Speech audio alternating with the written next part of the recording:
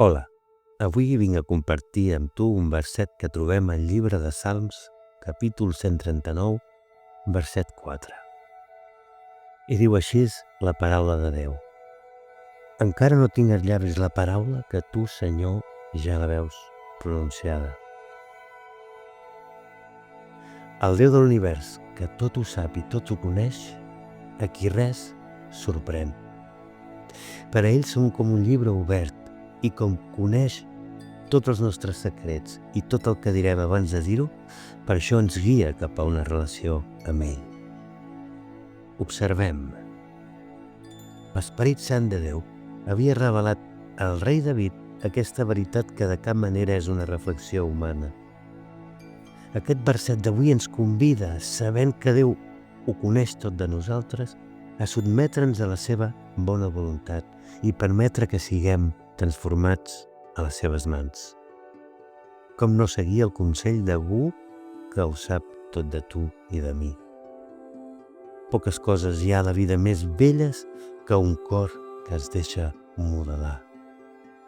Ens costa entendre que necessitem ser modelats, i més encara quan creiem que no estem fent res de malament.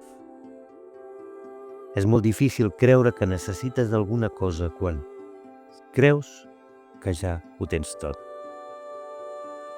David, que havia comès molts errors, va arribar a la conclusió que només Déu podia transformar el seu cor i va decidir deixar-se transformar per aquell que, abans que parlis, ja sap el que diràs i el que diré.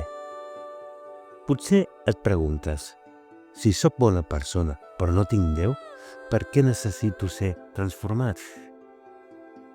Mira, a la Bíblia se'ns ensenya que ningú, ni un de sol, fa les coses agradables a Déu. És a dir, tots pequem. Si som conscients d'aquesta veritat, de la nostra limitació, que existeix encara que potser no ho vulguem creure, deixa'm doncs avançar una mica més. La teva condició natural et separa de Déu i t'impedeix escoltar-lo. I això, indudablement, es mostra en el fet que moltes persones avui dia no coneixen a Déu. Poden creure que existeix Déu, però no coneixen a Déu. Entendre la teva autèntica condició i la meva autèntica condició és el primer pas cap a anar a Déu. Si mai ningú no ens hagués ensenyat que el verí és dolent per beure, potser n'acabaríem bevent. Permet, doncs, que aquell que ho coneix tot de tu, per qui no hi ha secrets, et mostri tot allò que no és bo per tu. Perquè no ho consumeixis i així siguis modelat, tal i com ell ho desitja. Encara pots ser la millor versió de tu mateix a les mans de Déu. Encara pots escoltar el que, tot i sabent el que diràs abans de parlar, et deixa que ho facis. Ell et deixa tota una vida perquè parlis, però la seva intenció és que l'idioma que facis servir sigui el mateix idioma que ell fa servir. L'amor incondicional. Que tinguis un dia molt beneït.